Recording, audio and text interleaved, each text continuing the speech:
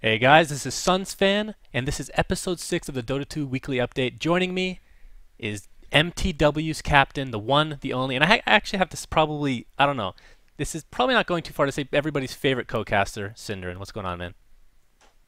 Good, I'm good.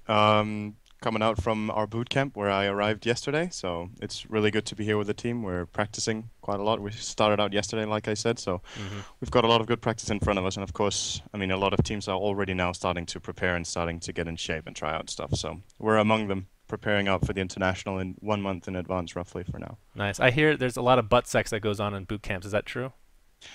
Not from my part. I can't answer for my teammates. Okay, We have gotcha. enough French, so Oh, I anything goes suppose. with them. Anything goes with them.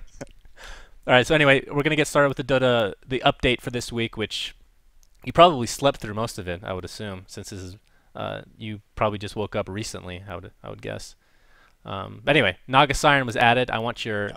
I want your reactions to first how she looks and what she brings to the metagame, because she was added to CM as well, which is something we saw last week with Templar Yeah. Assassin. Yeah, so Siren today is going to be added to the non-test version, I suppose. Right. Should be directly into see him in the non-test. So, hmm I mean, it's a little weird hero because as far as Dota 1 went, it was a very situational pick. It gained some popularity when it was changed toward the end of the European era, if you could call it that in Dota 1, when European teams were actually still playing competitively. Um, for now, as of what I know, there's no real competitive scene in Europe in Dota 1 anymore. It's all in Asia. hmm At least that's what I think. So, but Naga Siren was changed. I think the ability. Correct me if I'm wrong here. I think it's called Riptide. Right. I could be wrong. That ability, for example, was a complete remake of what she used to have, which was the critical strike it Yep. replaced. hmm Yeah. So it makes her more powerful early on. That she has a nuke that gives minus armor. Um, and of course, how was it? The Song of the Siren was changed as well back then, so that it wasn't a statically placed spell that caught everyone. Now you can move the Song of the Siren around, and that opens up for some interesting strategies where you can try to separate the enemy teams or split them out by sleeping some of them and keeping others awake, and then you have a really good team fight. So the previous one you had to cast it in a specific way. This one you can toggle it and then run around and kind of decide who gets to sleep and wake up. It's pretty powerful if you do it right. But at the same time, like I said, it's really situational, and I'm not sure if, and this is probably a terrible pun, which wasn't even intended, but now it's going to be that. I'm not sure if she's going to make a splash, to be honest. So And good. So good. Oh I'm man. not sure if she's going to make a splash because it's to me it's a little bit so-so. The ensnare is really powerful early on. It's a long route basically, so it has good hmm synergy with if you play, for example, aggressive wooders like Enchantress or Chen with a creep. You have a lot of time to set up with ensnare. It's a really good spell to allow a secondary hero to come in for a follow-up. So for in that way, it's good. As far as pushing goes, mirror image is powerful, of course. Um, but again, a little so-so, right? It's hard for me to really tell you whether this is going to be good or not. It's always how it goes when a new hero comes in, like Templar Assassin. We still don't really know. The teams are starting to try it out, and in my opinion, it's a really powerful hero because of the map control that gives with the psionic traps, etc. And refraction. Again, it's yeah. Now we're talking about other heroes. Maybe we shouldn't do that. No, this But, show is all about going on sidetracks, so it's all good. okay, that's perfect. Because an ability like Refraction, of course, is very case dependent. It can be super good against heroes like Lion, for example, who have high burst damage spells but no damage over time. On the other hand, it can be terrible against a Venomancer who just drains all your stacks over a very short amount of time. Right. So it's again, it's very case dependent. But the thing is, the more heroes get ported in, I'd say the heroes we get for the time being are like fourth or fifth picks. And it's really cool to have these more situational picks that you can take in the end. For example, in some games, Naga Siren could be a fantastic fifth pick. In other games, it's obvious she's going to be terrible. It's a situational hero that you can't just pick early on because it's probably not going to work. And in my opinion, Templar Assassin is that kind of hero as well. But it opens up for some more possibilities of how to play fights when you have an ability like Song of the Siren, which is very unique. There's nothing like this in the game. You could argue that other ultimates are like similar to others, but this in my mind is very, very unique. It does no damage, it only disables, and you choose who you disable when. So it's very special in that sense. And as far as pushing goes, mirror image comparable to a lot of other illusion spells, but yeah, Well, I think we'll have to. the one thing that I know, obviously, I for people that don't know, I quit Dota before they changed Naga Siren for the ultimate and the Riptide change.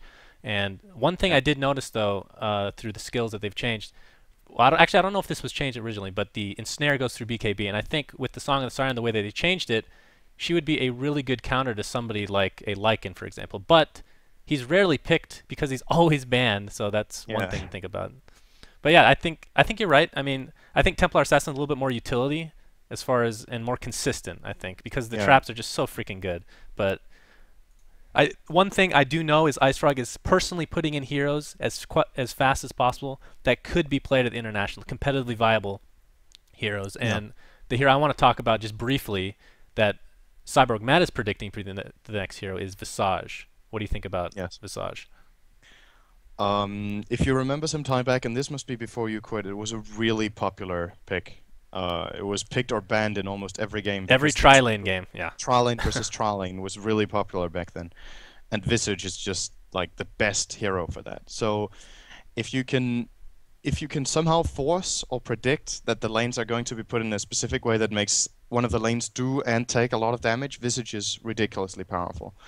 Of course, if you remember the old Visage, of course I'm talking about Soul Assumption, by the way. That's the main ability of that hero as far as the laning phase goes.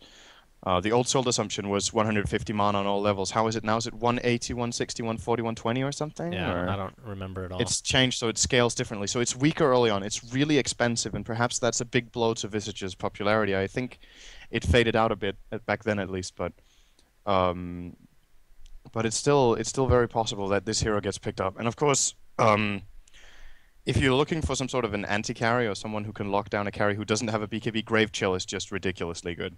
Um, Long duration, slow of movement and attack speed, and then you steal it for yourself. So it's again, what can I say? It's just another one for me. It's situational hero. I think all the core top tier heroes came in. Probably Rubik was the last one to Mhm. join. He was a very frequent pick in Dota 1 toward the end, but let me have a look at Visage right now. I'm going to check this Soul Assumption here. 170 mana on level 1, 160, 150, 140. So the scaling actually isn't that bad, and the damage output is high. And of course, Grave Chill, the way it works, it's the same slow on all levels. You increase the duration, so just 1 point in this is a very powerful tri lane spell. It's a 3-second, 32% speed slow and drain for Visage.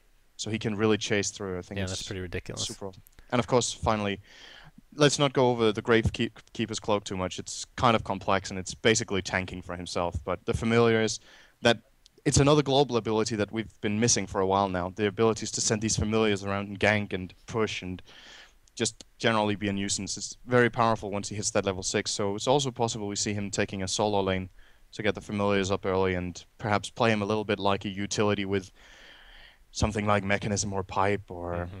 auras in general, and then have another carry benefit from that. It's possible. So not to get off on a tangent here because we have a schedule we need to keep to, but is there any particular hero that you are looking forward to that isn't quite in the game yet? And don't say Meepo. Centaur. Oh my god, I love you! That is my favorite hero. Oh man, okay. When we I meet at the really international, we're gonna have to get a drink, bro. Appletini on me. That's all I gotta say. What do you like about Centaur? Because I have not played him since they redid his what is it? His Thorns aura, whatever it is, his passive. Yeah, return. Right. Um, It does like yeah, it based on his was strength done. now or something. Yeah, it scales a lot better That's into late awesome. game now.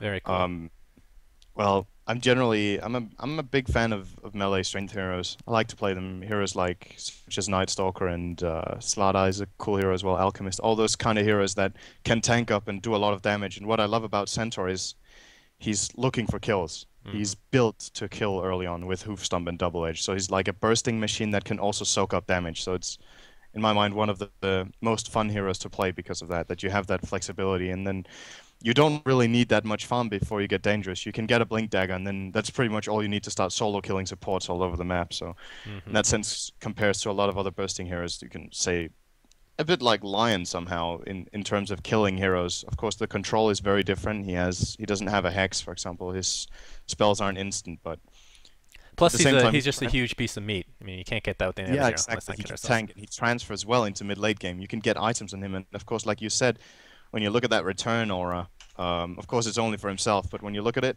22 plus 50% of Centaur's strength as damage for every hit he takes, the enemy carry or whatever hero attacks him takes this damage. And you can imagine a Central transferring into late game could get 100 to 150 strength Yeah. easily. His ultimate gives him already 45 on level 3, and he's got a huge gain himself, maybe even looking at 200 strength if we get late. And then the enemy is basically taking 100 damage per hit. That's without a blade mill or anything of that sort. So if you add a blade mill on top of that, they're killing themselves faster than you. That's kind of nice. Yeah, and So that's like my, hero. like I said, that was my favorite hero before they even buffed him, and now he's just ridiculously buffed, so I'm really looking forward to that. But anyway, back on track for the update for this week, the UI, and I don't think you've gotten a chance to actually look at it in-game, so you're looking at Cyborg Matt's blog, which of course is cyborgmatt.com. Thanks for Have a supplying all look at this it. Okay. amazing information. Yeah, so for people that, people that don't know, they added a spectating feature, excuse me, where you can look at the stats at real time, and it's all key-binded with, it can change it from kill, death, Yes. assist, last hit, denies. What do you think about the format? It stays, it's on the left side of the screen in case you don't know, and it doesn't look too obtrusive because there's a lot of transparency involved. Yeah. I mean, again, anything that assists the observer in getting more information, more specific information about everything is very welcomed by me. So I think more of this is highly useful, of course, and the thing that you can really separate things is very useful. One thing I'm still looking forward to, and I'll have to suggest it. I think I've forgotten this a zillion times to suggest this.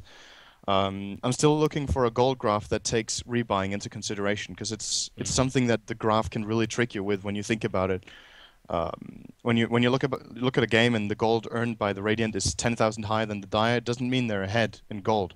Because if they've rebought 10 heroes, then sure they've earned more gold, but they've also thrown a lot away on Mm-hmm. rebuying. Yeah, that's true. And that doesn't display anywhere, so that's something I'm looking forward to. As far as this one goes, like current gold, total gold earned, what is it, gold per minute, XP per minute. It's the same stats as we've always had, But in you could better say, format, yeah. but better format and very much more, like you say, it's more transparent and easier to really compare easily with like the what do you call these diagrams where if you're looking at the Ah, hero level thing yeah. example, what's that called? I'm not sure what that's called. Oh, And the XP. It's very easy yeah. to get a more what do you call it? It's like a line graph or something. Yeah, line graph. It's easier to get the overview when you have this graph thing and not only the numbers. Because previously we were dealing with the numbers and it was like, oh, okay, how much is this? Somebody has 350, somebody has 250. But now it's very obvious that you're looking at a 33% advantage for this hero over this hero, and Yeah, totally it's Radiant is this much more than a Dire. and the fact that you can just sort by whatever, I mean, it's freaking amazing. Like, as a caster, this is like the best thing possible. Now, the question Yeah, is, I mean, for a co-caster, this is definite yes, but for the actual main caster, it's a question of, do you leave it up constantly? And I think it's a possibility that you do because it doesn't take up very much space. And like I said, it's mostly transparent. So technically, you could just leave it up the entire time and it wouldn't really, take too much away. It's not like you leave this entire freaking enormous graph that they've had the past like a year now, I guess, that just takes up the entire screen. It's not very in your face, you know what I mean? So I look forward to seeing yeah, what, the casters do. So that should be fun to see. Moving on. Now, this isn't in the blog or anywhere. It's just a quick little thing I wanted to mention. And actually it was the second update from today. Players that have not purchased a tournament pass will no longer be able to watch the tournament replays. What this means, and this is a direct retaliation, I guess you could call it, to a Reddit post where I think it was Navi. They were posting games from Star Ladder on their Facebook for other people, like just the viewers to watch. They could just download it. But yeah. now apparently, I don't know how they regulate this, but you cannot. I mean, you can get them and put them in your folder, but you can't actually view them without purchasing a ticket, which, I mean, goes without saying. I think that's the best for all parties involved. Yeah, especially the problem is if teams start, I'm not sure if we should call it leaking replays or whatnot, That's but what it is, basically. Yeah. yeah, it is basically leaking. At least that's one way of looking at it. So no matter how you think about it, it's going to cause trouble one way or the other. So any sort of regulation is probably just the best solution. And yeah, well, if Valve can do it centrally, then that's the easiest for everyone, and then there's no real risk of problems starting out from that. So I think it's a one-time issue that they've fixed very quickly because of that. So that's how it usually goes with a lot of stuff. Until it goes wrong, you think it's okay, and then it goes wrong, and then you fix it, and then it doesn't go wrong again. Mm-hmm. It's the same with all kinds of bugs for heroes and whatnot. Oh, this seems okay. Oh, wait, that was actually horribly wrong, and then they fix it. But Right. somebody has to find out first. All right. So moving on to cosmetics, and briefly, I just want to say that they've been doing this more each week, where they break up models, such as this week they have Yeah. CK, uh, Death Prophet, Obsidian Destroyer, Outworld Destroyer, and Templar Assassin now for items. What's your opinion on how the store has progressed? And I mean, just what's your opinion on the entire free-to-play model that they have going? I like it. I think it's nice. The thing about it is they make sure that by running a free-to-play model, you make sure that everyone who has an interest in trying out the game gets to try out without fully committing, like for example, $50 or whatever the game would cost to play it. And then if you like the game and you fall in love with it, then you're gonna fall in love with the cosmetics as well. And if you don't, well, good for you. You can play for free and play with your friends. But if I mean, the best example would be to compare to League of Legends, which has had huge success with this model. So why not go with it if it works? Is the question is if there's you can imagine if there's too many games of the same genre that follow the same model, if they're actually competing with each other, or if it would be a better element of competition to run another model for your game. For example, if Dota 2 now runs, if you say it runs in the same way as League of Legends, are the League of Legends players going to be interested in Dota 2 because it has the same features? Or are they going to be like, well, we already have this in our game, why would I switch? Right. That's kind of the dilemma there. Well, I And think the biggest difference that yeah, will draw people in, at least for the long term, is the fact that it's competitively viable straight from the box, if you will, as opposed to LoL, where yeah, you kind of pay to compete, kind of thing. So, I mean, ethically speaking, it's it's definitely true. better than It's Valve's right. side. So, but Yes. we'll see how it goes in the long term. I'm really excited to see when the game comes out officially. Even though, I mean, I don't know very many people without keys anymore. I'm sure there's people are going to get a lot of comments now that they don't have a key. Sorry, I don't have any more keys. But anyway, moving on. Yes. As far as the models hmm go, if you want to follow up a little bit on that, I forgot to talk about Naga Siren earlier on. Oh, by I all wanted to do. means.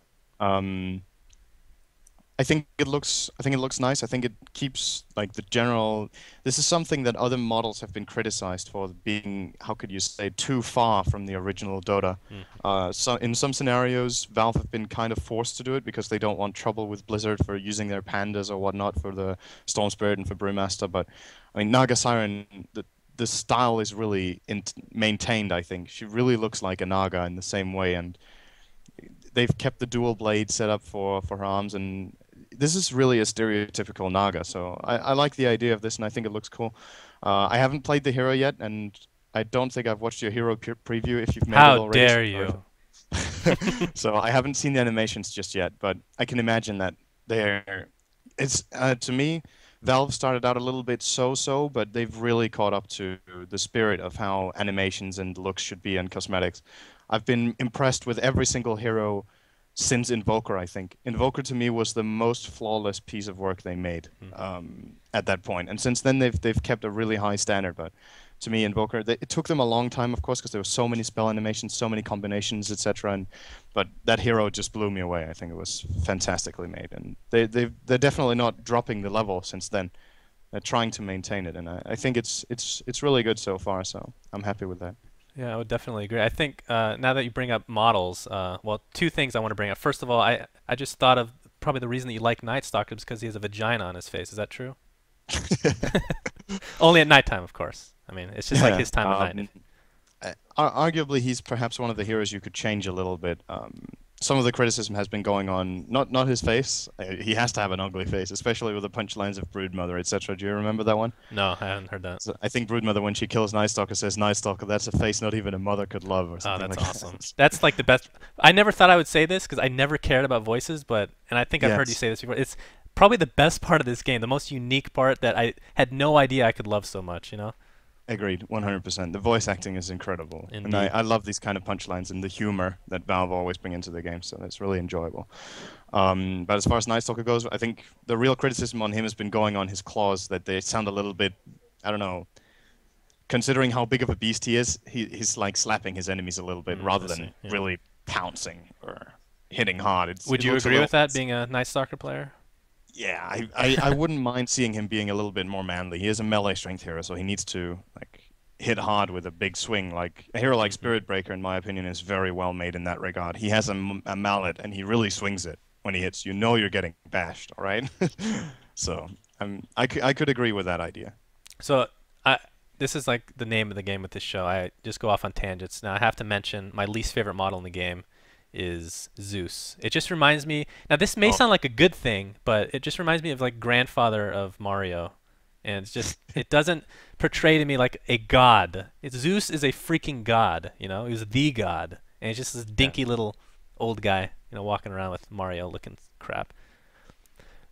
I like. I've got to say, I really like his voice acting. So don't touch that. But if Oh, you by want all to means, make by all means. if you would want to make Zeus a little bit more godlike, then perhaps I don't know, increase his size a bit, make him somehow I don't know, give him some sort of make it part of the model glow so that he's always like glowing with lightning a little bit Yeah, that or would be a little something bit. like that. I But mean, the thing as far as I don't think complete the remake small of the hero, thing. I think it's a shame. I don't think He was him being worth small is the that Dota. big of a deal though, because the original Dota he was a dinky little Yeah, guy, but he just looked awesome. You know what I mean? he was a So mountain king. yeah. As a mountain king model, Oh, he was a beast. and he was throwing hammers in Dota, right? Yeah, that's Perhaps true. that's a little bit more Thor-like, but Yeah. it's still added to that idea of him being really powerful that he was actually throwing his weapon while here he's like casting these small. Perhaps his attack animation needs to be a little cooler as well. Now that you say it, now that we're talking about that, it's the shots themselves are like a little bit meh. Mhm. The lightning bolt, and the ultimate, etc., are like really powerful and really well animated. So I wouldn't want to touch them. But perhaps his arc lightning is a little bit silly, and the sound is just like there's no real lightning in Right. that the sound effect, and his normal attack could be made a little bit more epic. So perhaps those small things, if you rework those couple of spells and make him a little bit more glowy, then he'll be a bit more godlike. I'm pretty sure. Yep, I would have to agree with that. Moving on with the cosmetics, if you could scroll down on Cyborg Matt's amazing blog, Yeah. the Yep. neutral creep. Now, if Yes. somebody had shown me this old model before, I was like, okay, it's fine, you know, nothing special. But it looks like complete garbage. It looks like something from Nintendo compared to what they came out with. It looks amazing now. Yeah. I think there's still a few leftovers of that from the earlier part of the beta where the most important thing was that the players who were playing knew what it was, and then how it looked was not that important. They needed to prepare for the international one and had to make sure the heroes worked properly, and then how the Thunder Lizard looked wasn't really that important. Right. So, I mean, all these cosmetic updates are going to come along the way. I mean, I Yeah, don't they're in know. like the For some polishing reason, to me, stage. the new one actually looks less fearsome than the old one. It's a little bit more like Puff the Magic Dragon kind of Yeah, universe. it looks kind of cuddly. I mean, I have no It's a problem with a little little, cuddly. maybe I it's mean, a little bit too cute to be a thunder lizard. he's not I the don't. main lizard though. He's the side one, so he can be like the cuddly sidekick kind of thing. You know? Okay, and then the real one needs to be a real Yeah, boss. actually, they did just redo him a couple weeks ago. I can't remember what he looks like. But you're talking about like it's kind of like in the polishing stage for Dota 2, and I completely Yeah. understand it. Now, not to get off on another tangent, it's like the eighth tangent so far. They still have not added like two different ancient camps. Do you think that affects gameplay at all? I think one of them is like evasion. I can't remember the name of it. Do you remember from the original Dota? Ooh, now I need to think. Wasn't it these ones that used to have evasion in Dota 1? Or Well, am I I know that mis- there's two I can't ancient remember this. camps right now that are in the That's really files. horrible. They're just not in the game yet. That's And really horrible you for would me. Hang think, on, I have to look at this. Why oh, can't I remember this? evasion. Uh, where is it on the Play Dota page? Well, actually, if you go to Dota 2 Wiki, Dota yeah, 2 Wiki. yeah, Dota 2 Wiki, Yeah, unreleased it's so long content. ago now that these things are fading away from me. I've not played Dota 1 Yeah, I mean, since I most got people I talk to beta. don't even remember them having these, so that's Yeah, why that's true. it's funny to hear a pro. What's the other camp? The ones with evasion were. Dragon Spawn, that's the one here. I can, Oh yeah, Dragon Spawn. That's yeah. true. Yeah, the Dragon Spawn isn't there. And then what's the other one? Let's see, Jungle Stalker. Actually, I don't know if this is an ancient or not. Yes, yeah, Oh, it the is an Jungle ancient, yeah. Stalkers as well. That's true. I never even thought of this. That's kind of funny. That is such a basic difference. But when you're used to the new game, you just don't realize. Yeah. Yep, indeed. Mm, yeah, arguably it does make a difference, but it's not that big deal. Of course, some ancient camps you can get, if you have a hero who's really dependent on physical damage output, you can get unlucky and get some misses, etc. But Hmm. for the heroes who farm the woods with, for example, Beastmaster axes or whatnot, then it doesn't really matter. Um, I, I'm sure it's going to be ported in at some point because they want to have it, but I guess like your verdict is the same as theirs. It's that perhaps it has secondary priority right now because we haven't even realized that they're not there. So maybe Yeah, next time, exactly. That's um, what I figured. but they're not prepared. But I don't know. I think there's way more important things. And if I were to choose, I would port in all the heroes before they were added. For example, Yeah. another thing I was inquiring Icefrog about some time ago was that perhaps we should make the creeps sleep at night again. Yeah, that was an And he interesting was change. asking me to give him arguments why that was important in Dota 1. And you could say that, again, it's just a feature of the game. And what I said was, well, in Dota 1, you had different options during the night. You could start juking in the creep camps because you knew the creeps would be asleep, so you could run in with your hero and hide. And during the daytime, you wouldn't be able to do that. So it's some differences depending on day and night, so that day and night matters more. So it's not just about some spells being better and some heroes seeing further than others, Hmm. etc., but also that the woods interact differently. But again, when you think about it, how important is it for the gameplay? It's the same for both sides. You get some more juking. You perhaps the night becomes a little bit more relevant in some scenarios, less relevant in others. When it's nighttime, it's harder to pull as well. As a melee hero, you have to go and hit the creep. So Yeah, that's that's another true. thing that melee heroes don't have that problem right now. If they want to pull, they can just pull them at night by looking at them and not committing on the hit, which does make a difference. So I don't know. You can argue both for and against, but at the end of the day, it's not really that important, It's I not think. game breaking, Yeah, if you will. exactly. But yeah, that it What's does have game an breaking is more heroes like Centaur. exactly. Oh my god, I can't wait. Unfortunately, that's not going to come out anytime soon. I think it's one of the last ones. Another favorite hero of mine, Pit Lord, for example. I know they're not. I think he's going to be remaking him probably before he even releases him. But He was really remade since you quit Dota though. yeah, that's what I heard. But I heard he's getting another remake because nobody Another plays one. him still. I don't know Okay. if that's true or not though. I Uh, remember him being really powerful in a kind of pushing metagame, but then he got yeah, because he was ridiculous. I think it was his expulsion that was way too powerful or something. yeah. Well, his Firestorm was originally the best part, and then when I quit, the Expulsion became like his best spell apparently. So I don't know. Interesting here to say the least. Moving on to the Dota 2 scene news, which you'll know more than me most likely. We'll start with WCG picking up Dota 2 as one of the titles. What's your reaction to this? A lot of people Well, don't care about WCG anymore. they had League of Legends the last two times, I think. I don't know how many, but At yeah, least at least one one. Yeah. time, I'm pretty sure WCG had that one time at least, maybe two. I haven't been following that scene a lot, so I'm not sure about that. But what's more interesting to me than Dota getting picked up by them is that they replaced League of Legends with Dota 2. Because for me, that's in a sense more interesting than this game getting picked up because the tournaments realize perhaps they can only have one game of the genre and then the competition starts. And I'd like to hear why Dota 2 gets picked over League of Legends, for example. Yeah, I would Because in too. Asia, was the I don't know where WCG is this time.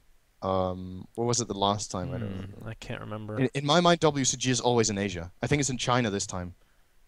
Maybe I'm mistaken about that, Possibly. but Yeah, I'm not sure. I think it's China this time. And in Asia, League of Legends is huge. It's really, really big over there.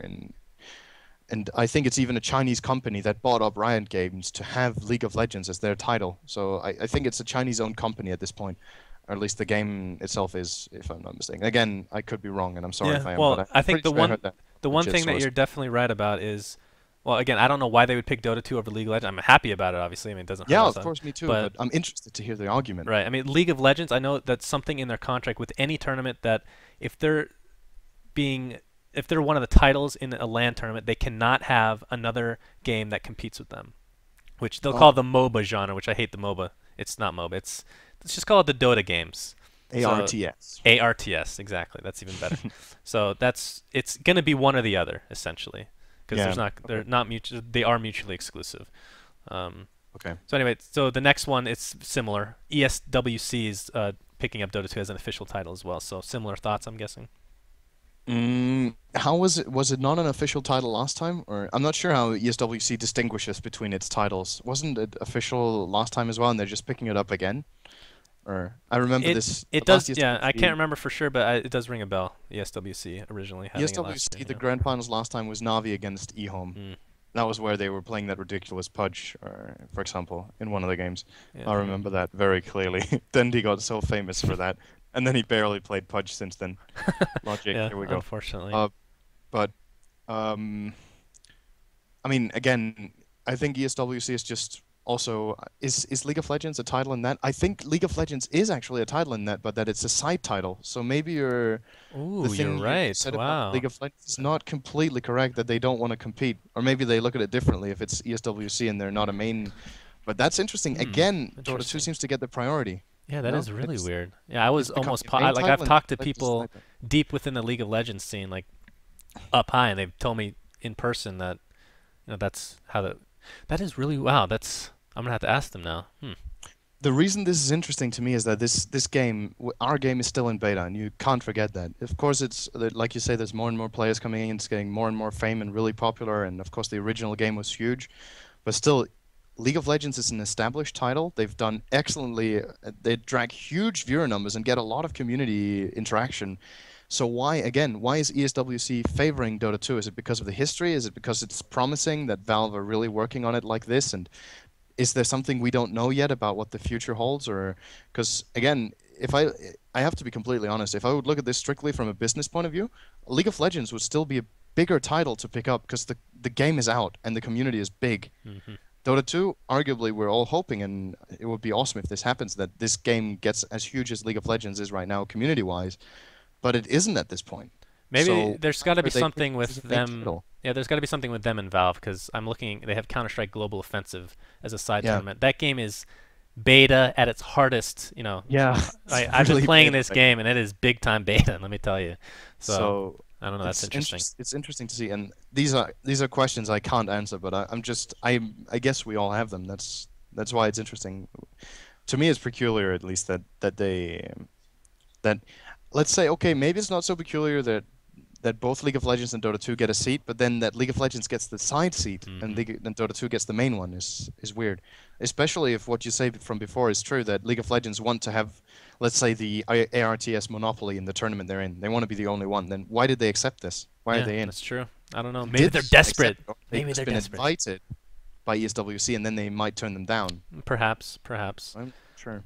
I mean, I think from a sponsor standpoint, it makes it. I can definitely understand League of Legends bringing in a lot of money, but as far as like sponsor, like this was a big issue with Counter Strike Source and 1.6 when they were heated. They hated each other. Sponsors are more willing to support Source because it's prettier. Like you don't want to buy a GeForce 580 Ti or whatever in God's name, like 680, amazing graphics card. If you're running League of Legends, you can run it on a freaking laptop like 10 years old. Let's not kid ourselves. I mean, it really doesn't need a very good processor or graphics card.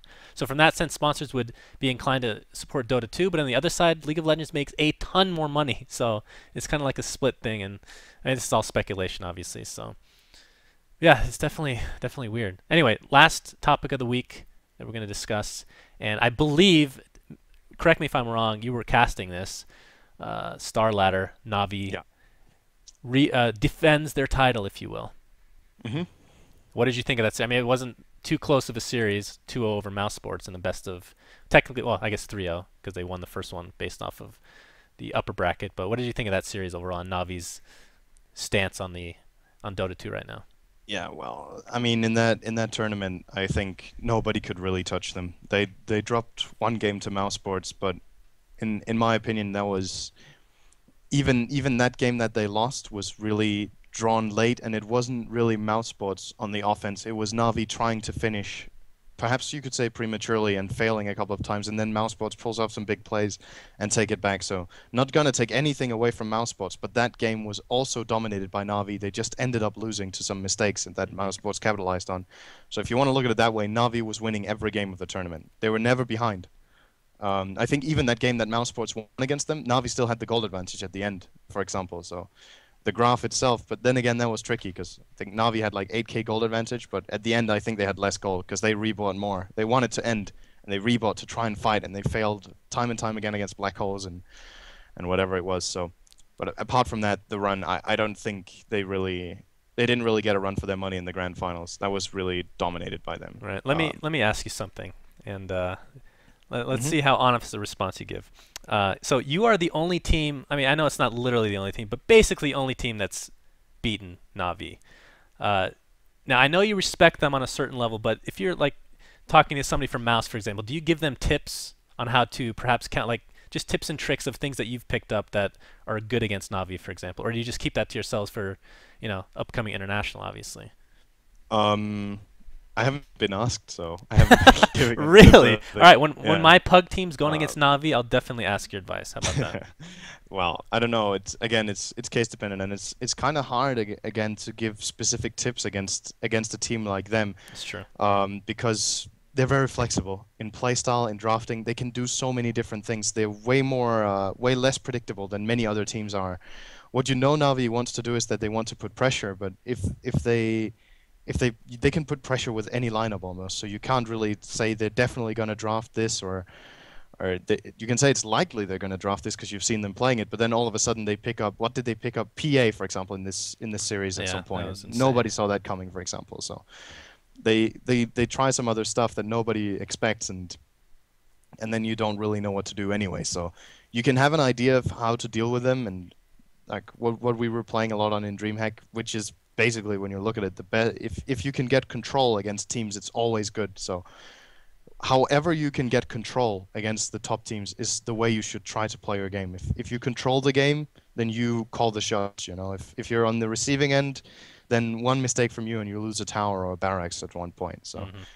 map control is always going to be crucial, but that's also what Navi play on if you watch it. But that's to me that's not really a tip because I think it's really obvious that is what they do. They want to control the map, and then when they control the map, they do whatever they want. They just want to dominate all the time, but Yeah, I who mean, doesn't? I think the funny thing is, even if you know what Navi's doing, you can't do anything about it most of the time, unless you're Yeah, MTW, of course. I mean, that's the thing. syndereN's I got mean, on you got it on magic underwear or something. I don't know. yeah, well, we had a good run in that finals for sure, but I mean, I still want to be completely bluntly honest. I still think they're definitely the better team. But that's also good for us. I like being the underdog and not having all the pressure, because that's also something I've got to give Navi massive credit for. They're always the favorites, and people have huge expectations to them. So failure for them is really expensive because people always expect them to win. But they make sure that when they lose, it's an insignificant online games, and then when it's on LAN, they always get to the finals. You know, so Right. when it matters, they're there and they provide the play that's needed. So I really admire them for that, for not getting. I mean, in a lot of other scenes and in other games, the favorites don't always get far, but Navi always get far. Yeah, that's true. They never disappoint. I mean, if you think it's a disappointment that they've lost two finals on LAN, look at the bigger picture and think about how much they've won on those LANs instead. And they're dropping almost no games, so they're really consistent. And that's why, to me, they're still the best team out there because they've been around for a long time and they keep performing. And they never really drop down. They get criticized sometimes, like, "Oh, you had a bad game against this and this team who isn't really Yeah. top tier, and then you lost a game." And they're like, "We don't care. We were trying a new strategy. It didn't work. So what? It was in an online tournament, and we still progressed from the group stage." They don't mind. They're trying stuff. We've talked about it. I've talked to them as well about it. If it's not a really significant game, why not try something and see if it works? And if it doesn't, well, okay, we're still through. And then when the significant games come, we play what we know works. And you can always test something. Yeah, I mean, So tried and true. I think they're very, very resilient, and that's one of their biggest yes, strengths, I think. definitely. So anyway, And experience, of oh, course. absolutely, goes without saying. Wrapping up here, the thing we usually end with is asking our guest to tell us something about yourself that perhaps people do not know. That would be interesting. I told you beforehand you could talk about your penis size, but you probably won't want to go there. I mean, that's up to you, though, by all means. Oh, whoa, whoa, whoa. That was a bad flame, man. That's not fair. It's not a flame. Absolutely not. uh, well, if I don't want to talk about it, then it's not good, Oh, that's true. That's a good point. Well, we'll Right. we'll pretend that I don't didn't know. happen, I and don't we'll know what you're continue. interested in. I don't know. Like, if you Anything. ask me this kind of question, I have no idea what to talk Yeah, about. Purge had real issues with this. I don't know. It's just anything that's happened to you or anything that you think is interesting about yourself that isn't generally known. I mean, it could be. I mean, there's got to be a ton of things. Again, that's such a broad question. I have no idea what to answer. You've got to be more specific, I think. Okay, let's see. This is gonna be a tough one for me to think about. Okay, for example, I'll give you one for me. That'll make it easier for you. I Okay. am absolutely. I used to live in the Middle East. Okay, I am Yeah. absolutely terrified of bugs, and the reason for this is when I was like 3 or 4, and I was riding on the back of my mom's bike on the way to kindergarten or wherever in God's name I was going. Uh, Okay. they have like this season of locusts. They call it locusts, but they're really just big grasshoppers. Have you ever seen like a movie where it's like the seven deadly sin? Not seven deadly. It's like the plagues, the Yeah. biblical plagues or something. One of them is like a bunch of bugs, right, where you literally can't see That's anything. the That locust is swamp. right. That is literally how it would. Like they would hit you in the face. Cars would like swerve because you can't have any traction. You could not walk without stepping on a locust. So these things are just hitting me in the freaking side of the head. So thus, I am terrified of bugs to the point where I might as well have a vagina. Let's not. I mean, I'll be perfectly honest with you. So that is an example of something very interesting about myself, and perhaps you have something similar you'd like to share. Does that inspire anything towards you? Um, Well, if you're looking into fears, Yeah, I biggest think fear for syndereN, yeah, captain of MTW. I think my biggest fear is well, yeah, probably what I really can't do is I can't, for example, swim on my back. Really? Uh, Hmm. yeah, and this is an um if you it's like the I'm not sure if we can't really call it a stereotypical story, but the first time I'm ever getting into a swimming pool hall thing kind Hmm. of stuff. There's some free swimming and there's some these kind of bathing animals that you can swim out on, and then you get out in dangerous territory and whatnot. And then I fell off one of them, and I really didn't know how to swim at all. I had no fucking clue because it was the first time. So I'm basically dropping off that, and it's way too deep for me. And I know I'm really tall now. I was really small back then, so I Hmm. didn't have to get far out anyway. But I fell off one of those, and I was basically drowning. I had no idea how to swim at that point. So I was yelling and yelling and yelling for help, and then someone comes and helps me and grabs my hand and pulls me up and is like, "Why didn't you just touch the edge of the swimming pool?" Because I was right next to the edge. I wasn't even out in the middle. But that's the kind of panic you experience. Yeah, It's yeah. a really special experience, and I've never had it since then. I had it that one time where everything just freezes in your mind. I had no idea what was going on. It was just me bumping up and down the water and swallowing a lot of this chloride water and whatnot. Hmm. It's fucking horrible. And just the idea that you can imagine when you dive up and down and it's the first time you ever like swim like that. It's a terrifying experience, and I had such a difficult time just learning to swim after that because it's like when you have such an experience, then you just have the fear of that. And I really since then I really don't like the idea of getting my head underwater. So that's probably, if you had to put it that way, that's probably my biggest fear. Yeah, that's Uh, pretty. It's crazy how little things like, oh, not little yeah, things, but just things that are very traumatic that don't necessarily have to be traumatic. Even my bug thing, it's just bugs. They're yeah. not going to hurt me, but it's But just memories, you know? I would say the most fascinating and the most terrifying thing about that is that you really get respect for what panic is like when other people experience panic. Because Hmm. sometimes when you see, I don't know, if you see a TV show about someone who panics about something and you're like, wow, what a freak, that's totally stupid. And then you try yourself, you're basically next to the edge of the swimming pool and you can just grab it and get up. And you don't realize because you're completely frozen in your mind with panic.